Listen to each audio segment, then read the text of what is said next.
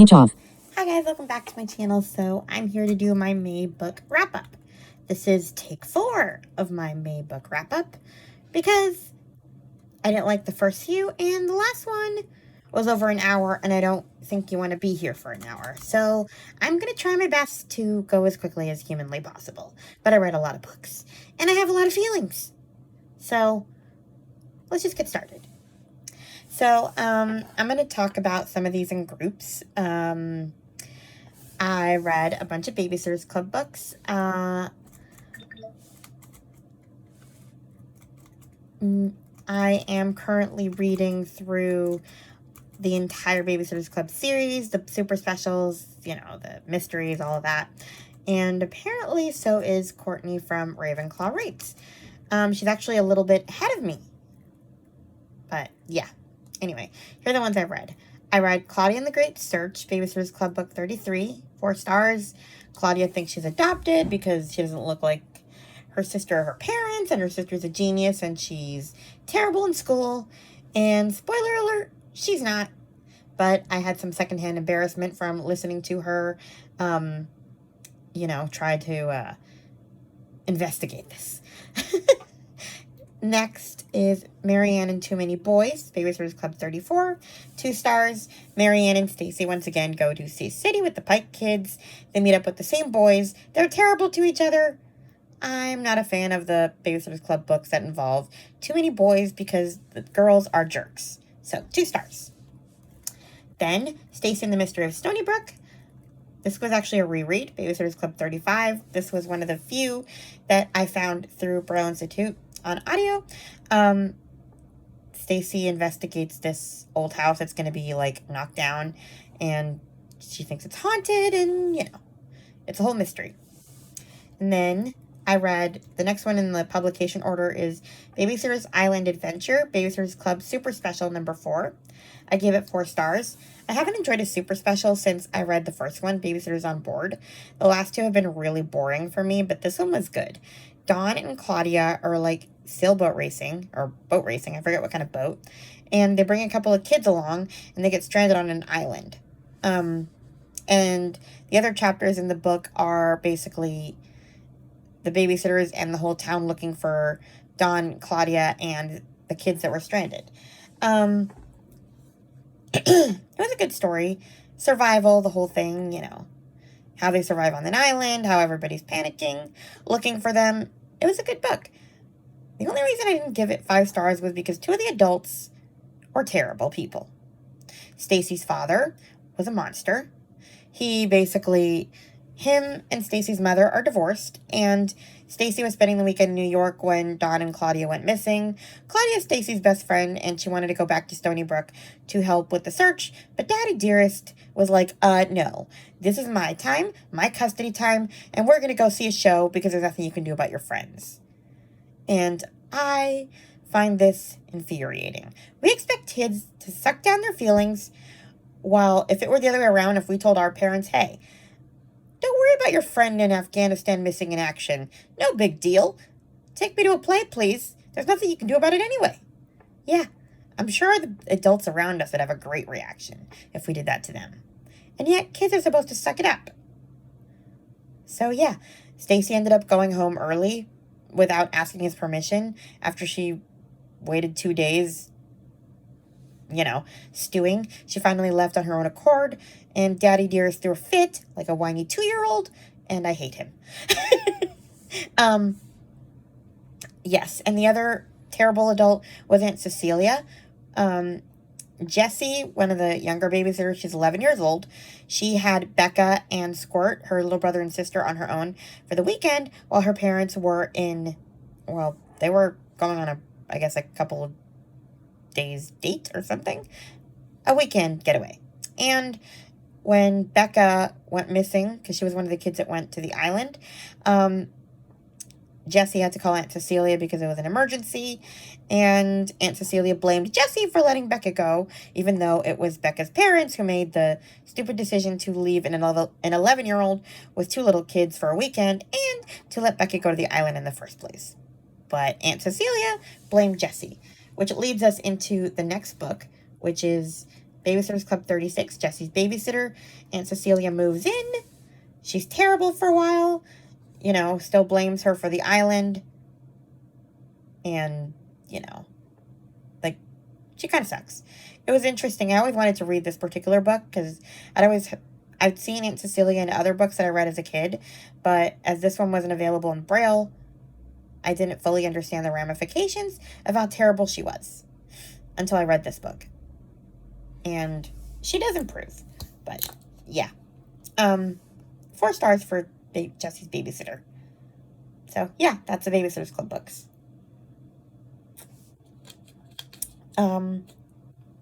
Next grouping I read were the Mary Poppins books. Kat's Novel Adventures and Oshina Gotta Read 'Em All. They both read Mary Poppins and got me interested in reading the whole series again. I read most of them, but there were some books that I had not read. Basically, they're all the same. They're, you know, Mary Poppins, magical nanny comes in, takes the Banks children on adventures. You know, they're all kind of the same, just different adventures. My favorite one is book 3, Mary Poppins Opens the Door. My favorite chapter is Peppermint Horses, where they ride on peppermint sticks that fly. And yeah. So that's pretty much it. I'm not really going to go into that. There's not much more to say on Mary Poppins. I, talked about comparing the movie and the book in another video. So if you guys want to watch that, go for it. Then I read 2 more books by Christina Suzanne Nelson. I already talked about The Way It Should Be and More Than We Remember in my last wrap-up, my mid-month wrap-up. I gave those both 5 stars. So then I read What Happens Next. I think this one's her newest one. I heard about this one from Book Lover Amanda. I gave it 5 stars. I did not paste the description in here. Let me find it.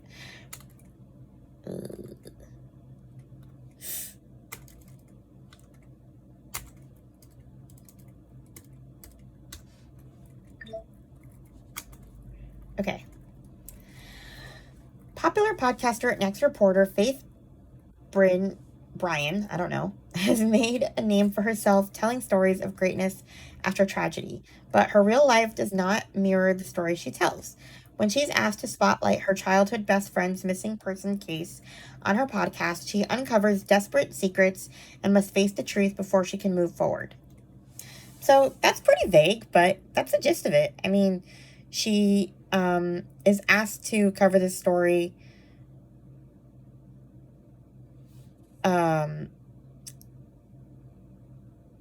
Okay, so Faith is a divorced woman. Let's start with that. And her children are going with their father for the summer. So she has the time to cover this missing person story. This isn't normally her thing, and this missing person case is very close to her, as you heard in the description. This was her best friend for one summer, and some of the chapters in the book revolve around Heather, which is the girl who went missing, kind of telling her side of things. You hear about that last summer from Heather's perspective, leading up to her going missing. So yeah, we kind of get the pieces from Heather as Faith is figuring it out as an adult. We go back and forth between the 2 perspectives. And then we also have Heather's mother's perspective, you know, post her going missing. Heather's mother's perspective is told around the time that Faith goes back to investigate. So Heather's mother's kind of old, and she's still, like, obviously grieving her daughter and not willing to give up on the case while the rest of her family has kind of moved on with their lives, and she kind of resents them for moving on with their lives, which I totally get. I don't think I could.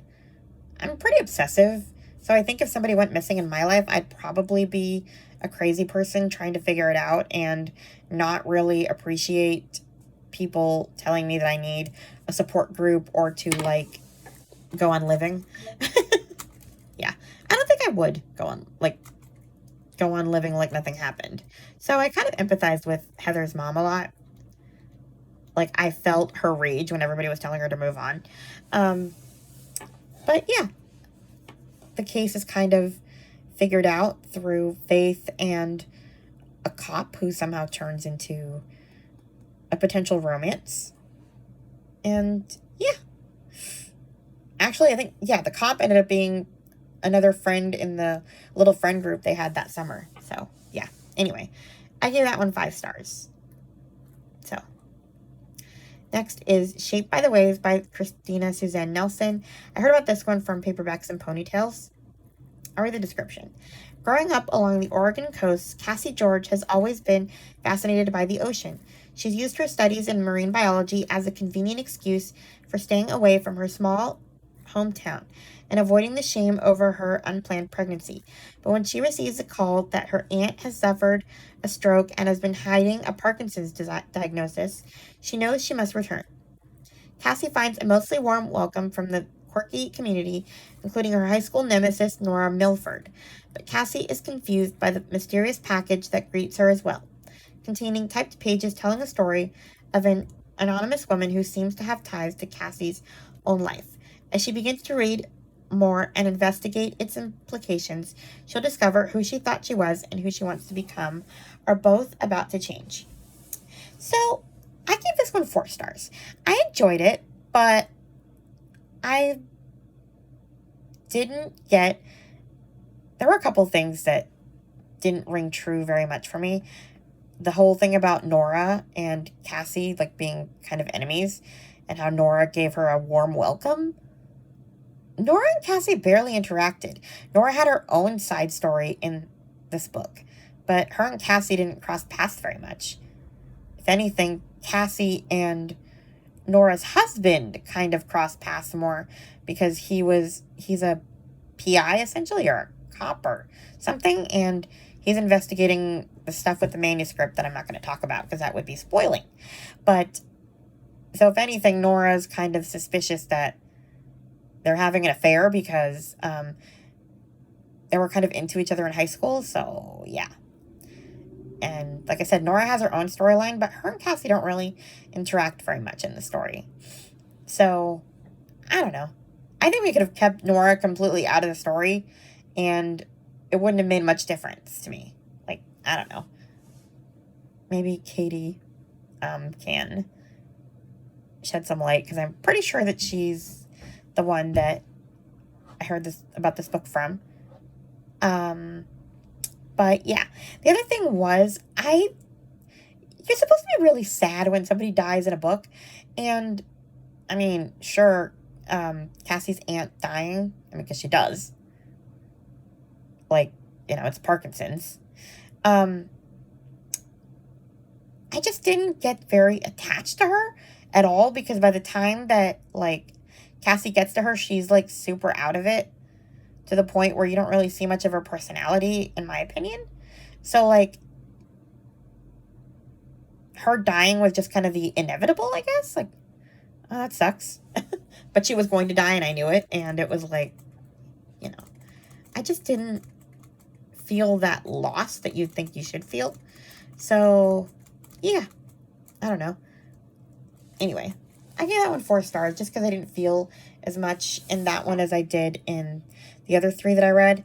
Oh, yeah, and, okay, I'm not trying to say that I think that premarital sex and having a kid out of wedlock is the most fantastic thing in the world and all that. But I don't know. I guess I don't come from a world where you have shame for doing it. Like, most of my family, most of the people that have had babies are single parents in my family. So it's a little bit weird. The only time I see that kind of shame is in Christian fiction, which is fascinating to me. Like, that, I don't know. So I guess what I'm trying to say is, the one thing I like about having a pretty secular family is that that's not a thing. Like, I mean, are people disappointed when there's a teenage pregnancy?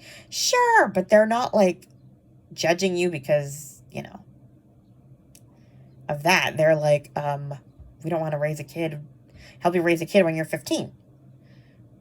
But they're not like going, how could you have sex when you're 15? I don't know. It's just so foreign to me to see that kind of shame culture around it, I guess.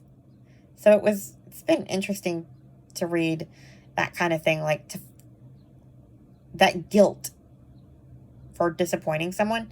I don't know. It's just not in my personal experience,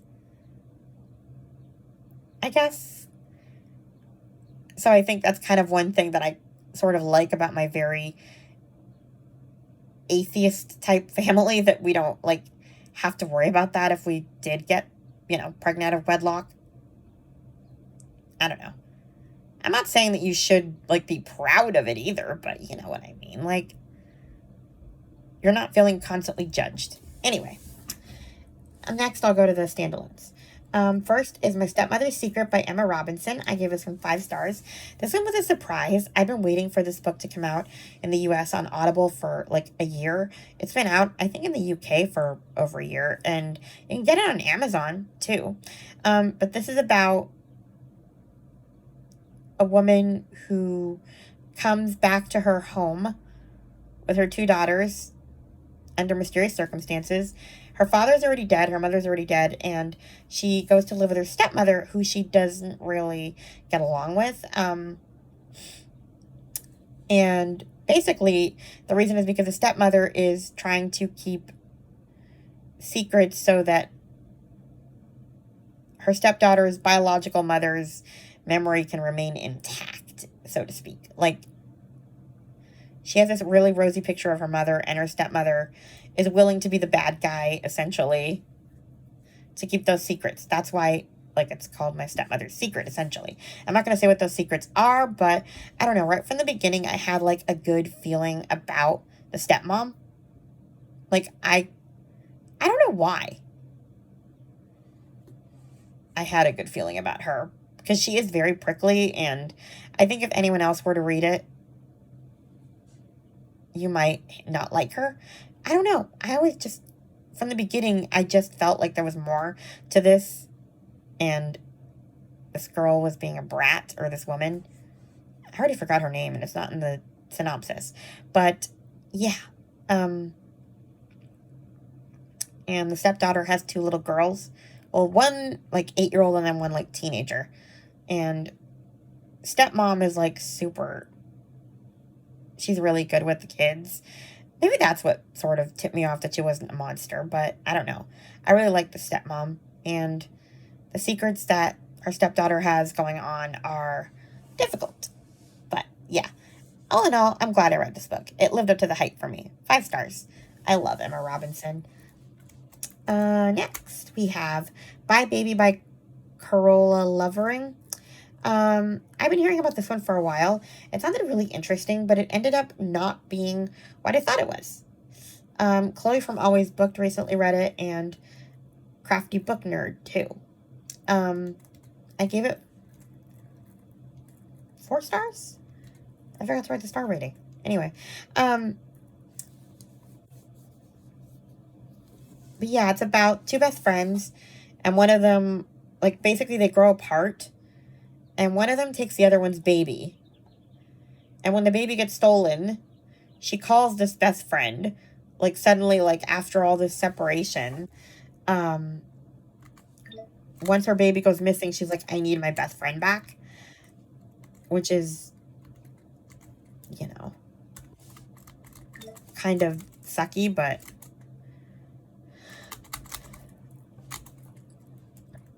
anyway, yeah, it kind of goes back and forth in time. It shows how the 2 friends sort of grew apart. And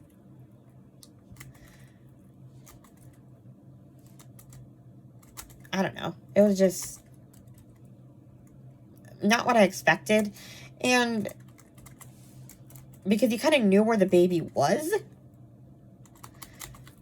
So, like, you weren't, like, wondering where the baby was or worried about the baby. This is probably the first book in history where I'm not, like, feeling sorry for someone who lost their kid. Okay, I found the description. I was looking for it. A missing baby, a fraught friendship, a secret that can never be told. On a brisk fall night in a New York apartment, 35-year-old Billy West hears terrified screams.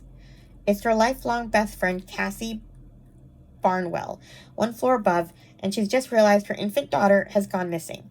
Billy is shaken as she looks down into her own arms to see the baby, remembering with a jolt of fear that she is responsible for the kidnapping that has instantly shattered Cassie's world.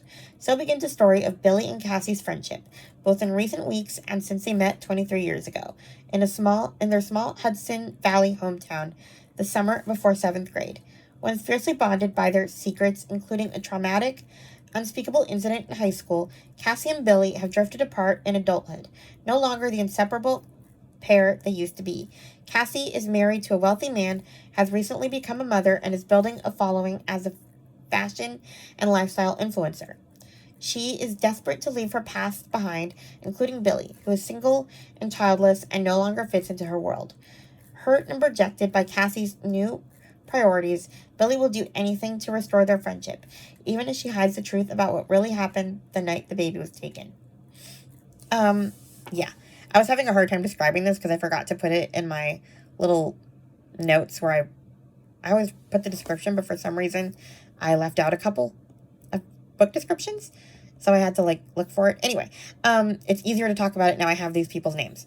So what I was trying to say is that Cassie is so self-involved that it's really hard to feel bad for her when her baby's missing, knowing that the baby's okay with Billy. Billy has the baby. The baby's one floor below her. It's crazy. So you don't feel that urgency to find the baby. The baby's fine. And, Cassie is just so awful and, into herself. And, with her new mom friends, they think that Billy is just this poor, pathetic creature who's single and alone and doesn't have any money. And Cassie's married to this rich guy. And it's just infuriating.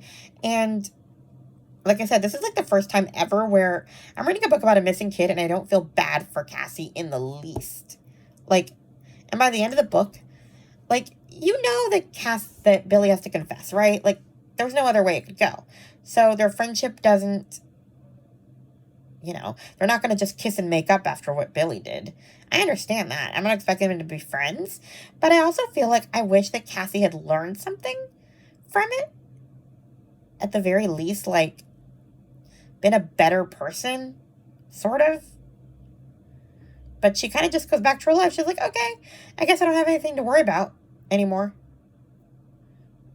Since no one's going to come back for my kid.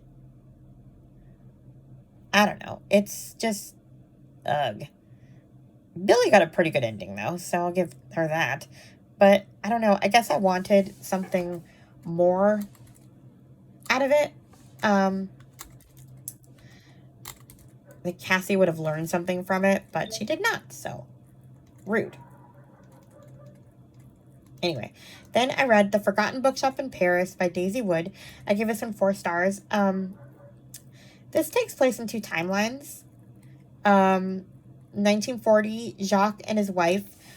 Jacques owns this bookshop, and his wife is kind of fiery and feisty, and she doesn't want to let the Nazis win. And Jacques is very quiet and just he just wants to let the world turn and live in his bookshop in peace. And at some point, his wife has to leave because she's causing too much trouble, and then he's left alone in his bookshop, and suddenly he's having to help with the resistance.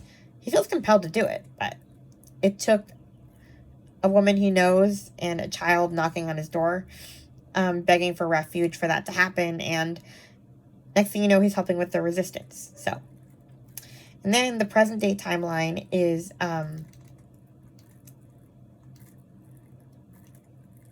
what's her name? Juliet and her husband. They made it to France because Juliet knows that her grandmother was from France, and she has this picture of a square that she wants to find. I guess her grandmother saved this neighborhood picture or something.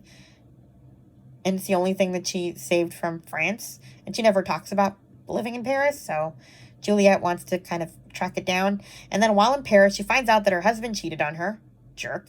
And she ends up staying there and reopening the same bookshop that Jacques had.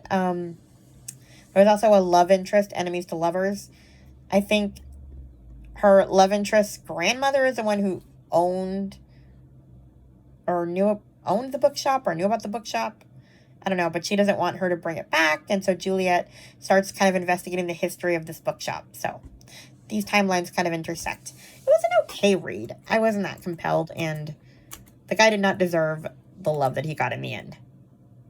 Juliet's new love interest, because he was a jerk. But, I'm just not a huge fan of enemies to lovers, and so, yeah. Next is A Million Little Choices by Tamara Alexander. I give this one 5 stars. Not 5 stars, 4 stars. Definitely 4 stars. Not 5 stars. I first heard about this one from Lou from Christian Faith and Fiction, and then I started hearing other people reading it, and from In Search of Wonder and Miriam Elizabeth Reads. And I was like, okay, I'm hearing about it from 2 people in the same day. I have to read this now. So I did. And I'll read the description. Sometimes secrets just don't stay hidden. Okay. Claire Powell's life is turned upside down when her beloved husband admits to a quote-unquote near affair. But when Stephen accepts a partnership with an Atlanta office firm without consulting her and buys a historic Southern home sight unseen, it pushes their already fractured marriage to the breaking point. Claire's world spirals, and she soon finds herself in a marriage she no longer wants, in a house she never asked for. In 1863, Charlotte Thursman, pregnant and trapped in a marriage to an abusive husband, struggles to protect her unborn child and the enslaved members of her household. Desperate, she's determined to right the evils her husband and others like him commit. But how can one woman put an end to such injustice, especially if her husband makes good on his threat to kill her? Both Claire and Charlotte discovered truths about themselves they never realized, along with secrets long hidden that hold the power to bring God's restoration if only they choose to let it.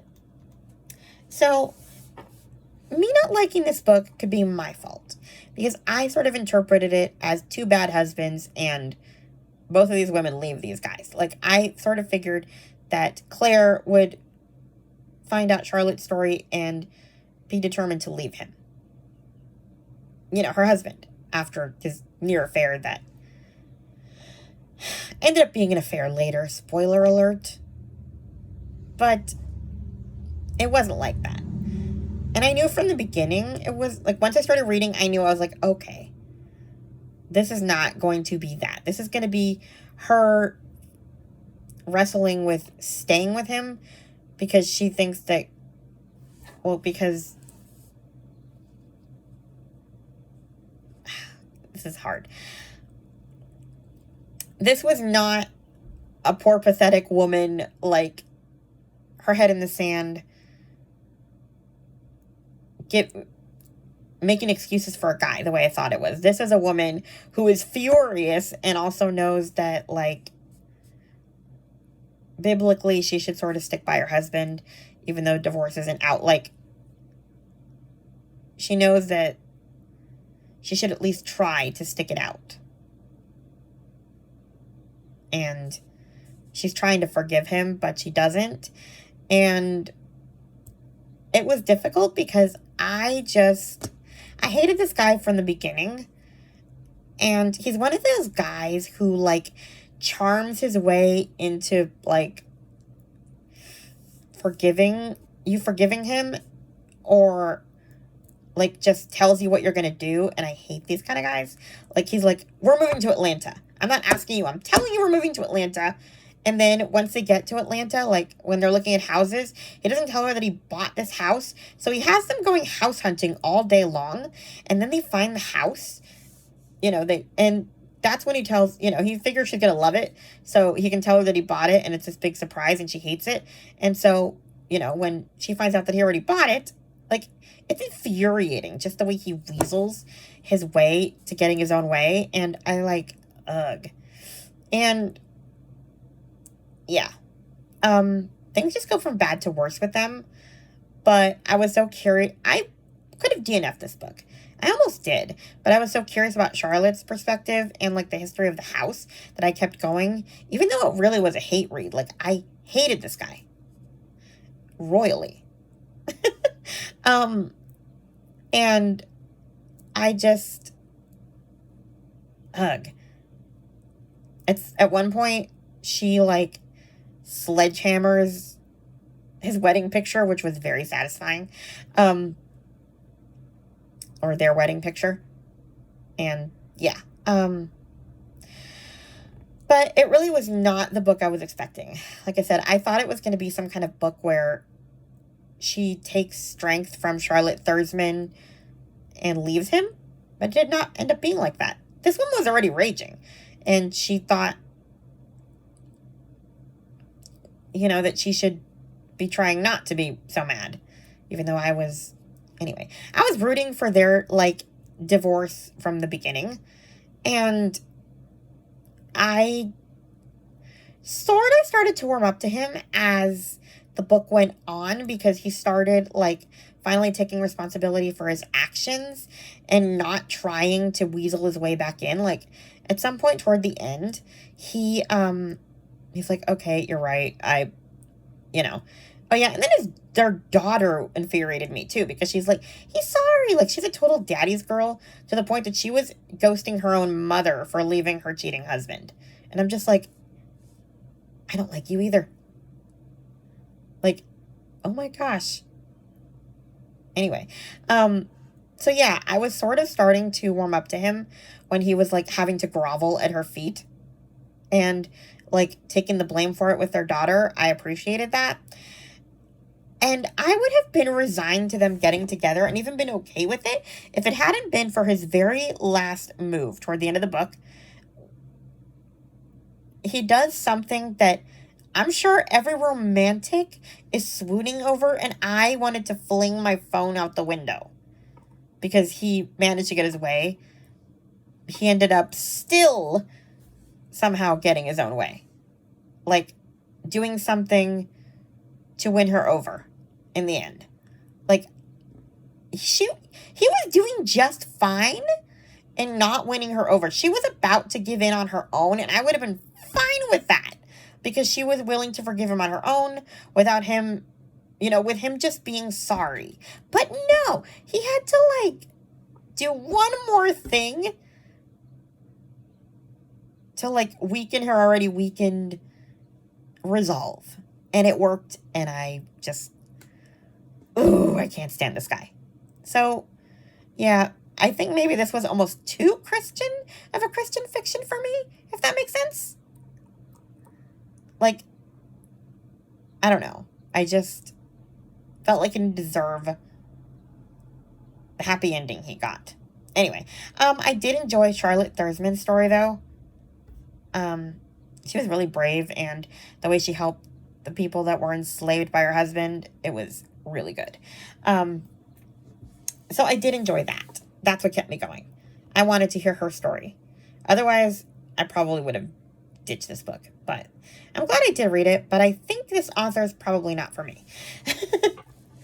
Then I went back to the Kate Burkholder series by Linda Castillo.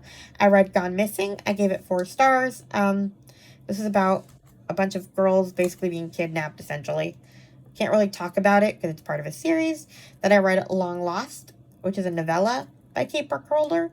Book 4.5. Gave it 4 stars as well. Then I read The Choices She Made by Felicia Ferguson. I heard about this one from book lover Amanda. I gave it 5 stars. This one was about Madeline Williams. She is, in 1997, she is assaulted by this creep named John David, and gets pregnant from that assault. And she basically, she leaves town and raises the kid by herself. But then, like, in 2011, she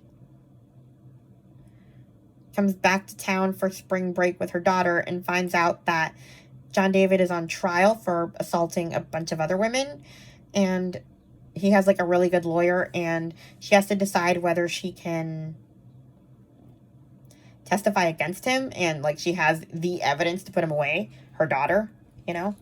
And I actually really like this book. Not that assault is a nice topic, but I did enjoy how honest she was with her daughter, and her daughter is really nice. Like, she's a sweet kid, and I loved her dad. What's her name? Madeline's dad. He was really good with her throughout the pregnancy, and then, you know, during the trial. He's a single dad because his wife died. So, like, that was a really unique perspective. Like, most guys would have fallen apart. Like, I don't know what to do with this. Like, I need a woman. I need to get married immediately because I don't know what to do with my pregnant daughter. But no, he was like really, he was really good with her. And just, I don't know. I don't think she always made the right choices, but I understood why she made the choices. And yeah, overall, it was a good read. I gave it 5 stars. Then I read The Last Letter by Rebecca Yarros. I heard about this one from Lindsay's Little Library. Oh my Lord. I cried at this book.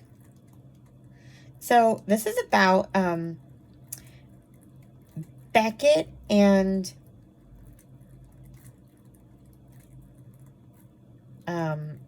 Ella. Ella is a single mother. She's raising twins by herself, and she basically starts, her brother is in the army, and he asked her to write to his friend Chaos. They start making, like, being pen pals. And then Ryan, her brother, dies suddenly, and Chaos stops writing to her. But by that point, her and Chaos are, like, super attached. And so she kind of loses both Ryan and Chaos. Then 3 months later, Beckett appears on her doorstep because he gets a letter from Ryan, from their commanding officer, basically like his last letter, asking him to take care of Ella and the twins. So Beckett comes back to town, but what Ella doesn't know is that Becca is also Chaos, the guy who stopped writing to her when he started grieving about her brother. Like, you know, he just stopped writing. But he doesn't want to tell her that he's Chaos because he knows that the second that she finds out, she'll, like, tell him to get lost because he abandoned her. Because she basically said that once you, like, do something to hurt her, she doesn't give you second chances. So he kind of has to lie to her, and the whole thing snowballs. Ryan basically wants Beckett to be with her because there's stuff going on with her kid. I'm not going to say what, but it is hard. And then just when you think everything's okay, there's another horrible twist that made me bawl my eyes out. I was not expecting it. And good God. Yeah. I don't cry in books, but this book made me cry. Also, this is not, I would not consider this clean fiction. This isn't like straight up. I think there's like a couple of bedroom scenes, but I skip past, and there's a few swear words. But I consider that there's books where there's swear words and it's not too many, you know, where they're appropriate in the context of what's happening. And then there's just too many. But this one was fine, I think. Anyway. Next. I DNF'd Dysfunction Junction by Robin W. Pearson. This one was so annoying. Sorry. I heard about this one also through Lou from Christian Faith and Fiction's new releases videos, like new Christian fiction coming out. It's about these 3 sisters. This is very character driven from what I understand. But they have a difficult relationship with their mother, and thus they have a difficult relationship with each other. And basically, it's what it sounds like is that their mother dies, and what they're fighting over is whether they're going to pay for her funeral and whether they're going to bring her home to bury her at home. One of them thinks she doesn't deserve it, and two of them think that they should let bygones be bygones and forgive her and bring her home to be buried. And what's frustrating is it's just that. That's really the only plot. And then you have, like, just their home lives, but nothing really happens. They're just living their lives and then fighting with their significant others about what they should be doing about the mother, and then fighting with each other about what they should be doing with their mother. And then we kind of see flashbacks of their childhoods where you see how terrible the mother was, which is, that's why I called it character driven, because there's no real plot to it. But I just felt like I was going in the merry-go-round, just going back and forth, spinning around and around and around, having the same fight over and over. And it's like, it's one of those fights where it's really frustrating because, like, on the one, like, how to explain this? Like, it's one of those fights where you keep saying something isn't settled because you want a different outcome.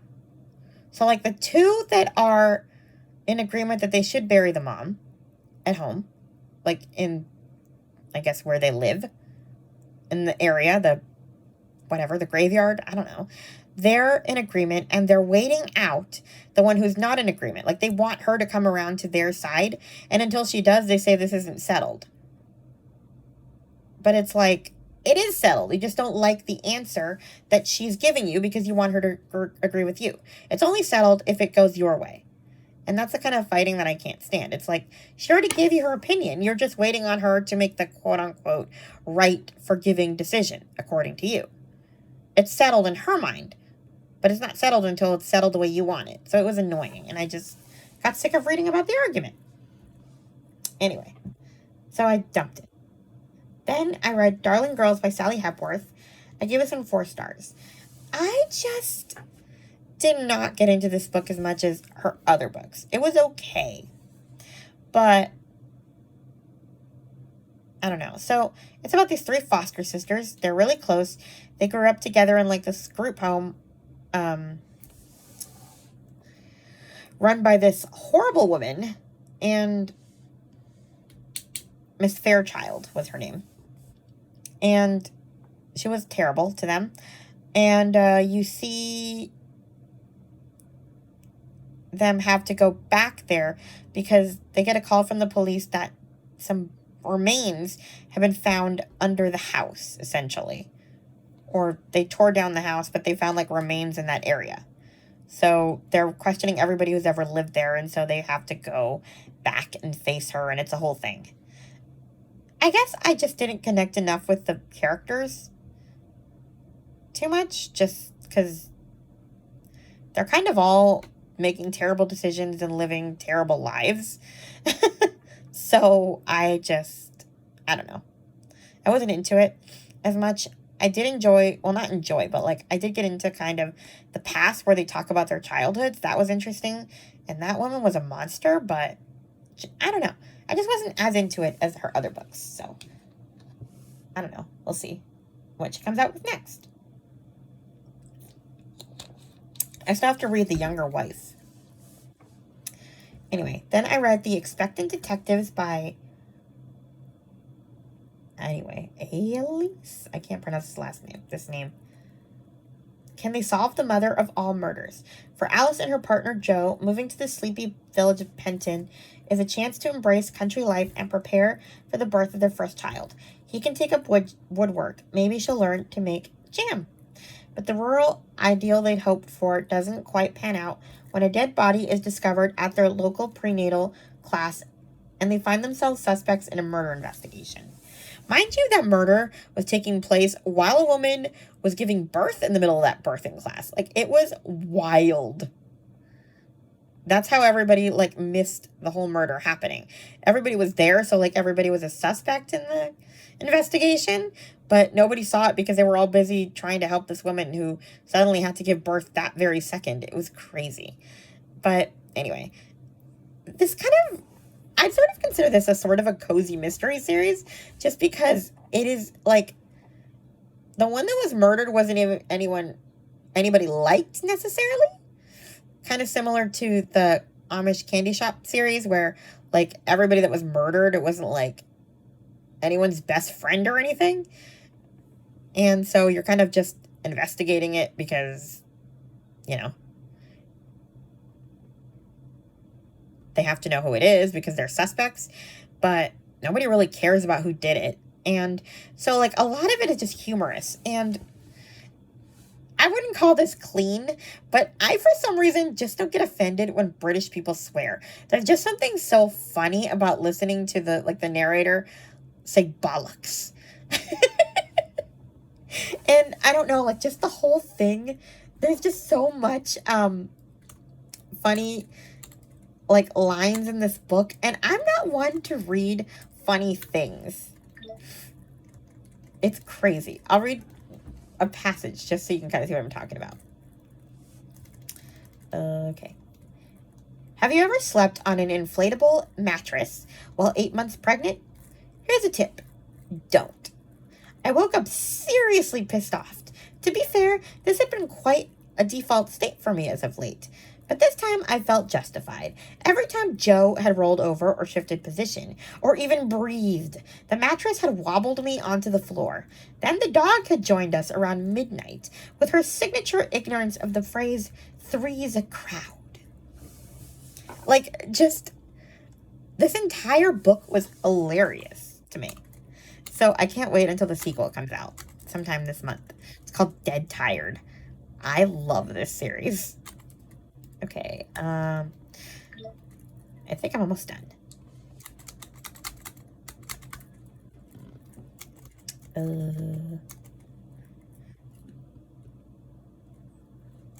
Yeah, then I read The Doll People Set Sail by Anna Martin and Laura Goodwin. This is the last of the Doll People series.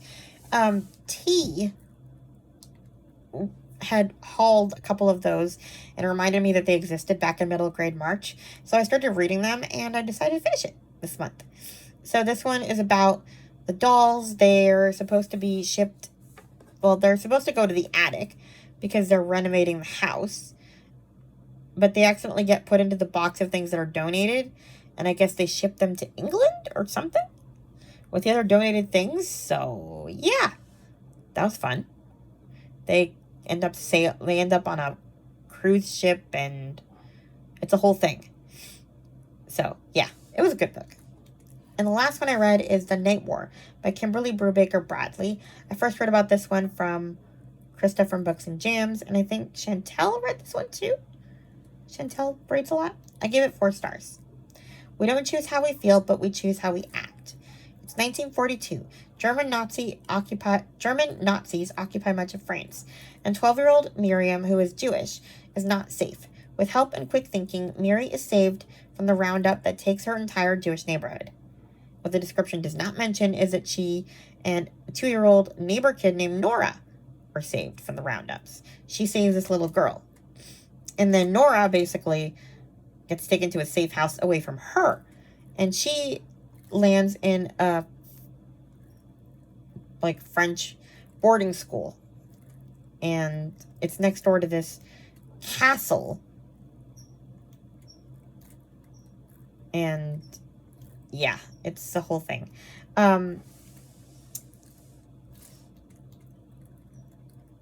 So she has to pretend to be Catholic at this school near the castle. And soon she finds out about the resistance and she basically helps the nuns that are part of it.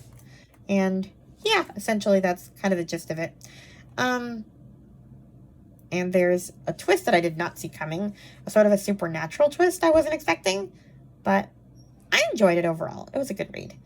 I like Kimberly Brubaker Bradley, but I think The War That Saved My Life is one of her better ones. This one was okay, but not my favorite. Anyway, that is what I read in the second half of May. Oh yeah, I also read A Rule Against Murder by Louise Penny. Gave it 5 stars. It's a reread because the Currently Reading podcast is doing a bi-monthly podcast episode of each book in the Three Pines series. They're on book 6, but I'm behind. I need to read books 5 and 6 because they just released episode 6. But yeah, 5 stars, reread. Peter's family is sadistic, and that is all. Now I'm done. Please like, comment, and subscribe. Oh yeah, and check out my other video. I wrote I made it to more than 100 subscribers, so I did a video announcing that I'm going to do a Q&A. So if you want to get your questions in, please put them in the comments of that video. Anyway, please like, comment, and subscribe. Maybe I'll make it to 500 by the end of the year. That'd be nice. Anyway, I'll talk to you guys in my next video. Bye. Speech on. Stop recording video.